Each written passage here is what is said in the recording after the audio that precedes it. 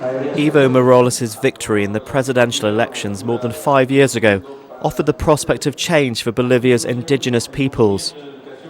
But the election of Jorge Medina, the first black deputy into government, doesn't yet signal the acceptance of black people in the country. According to the UN's High Commissioner for Human Rights, Navi Pillay, Bolivians of African descent still find themselves living on the sidelines of society. They are an extremely vulnerable group, denied rights. They are invisible in this country. Their past is even more tortuous than the indigenous populations because their ancestors were brought here forcibly as slaves. And some of the badges of slavery still linger in their lack of rights and opportunities and the way they are treated.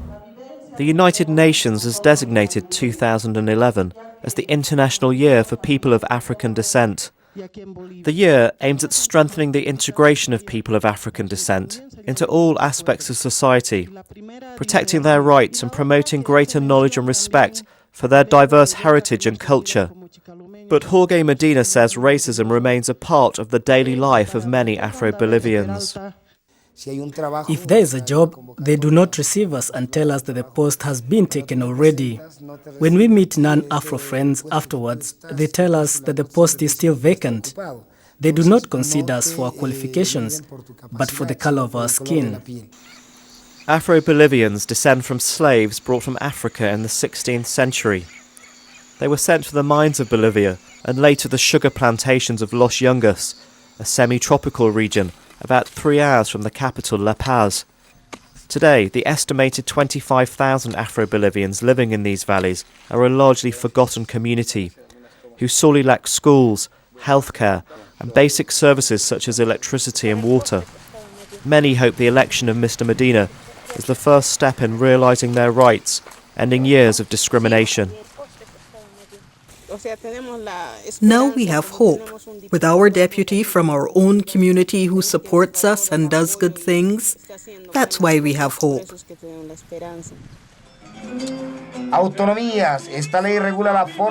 Every Friday, Jorge Medina mixes the sounds of Africa with political rhetoric, using his radio program to speak about issues affecting the Afro-Bolivian community. I'm very optimistic. We've already taken the first step, and now we're like a breakless train. We won't stop until we get our rights respected.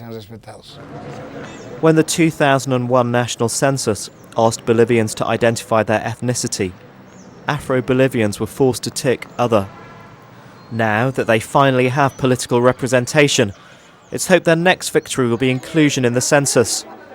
That would signal a step towards formal recognition in Bolivian society, a trigger for more social and economic opportunities for their community.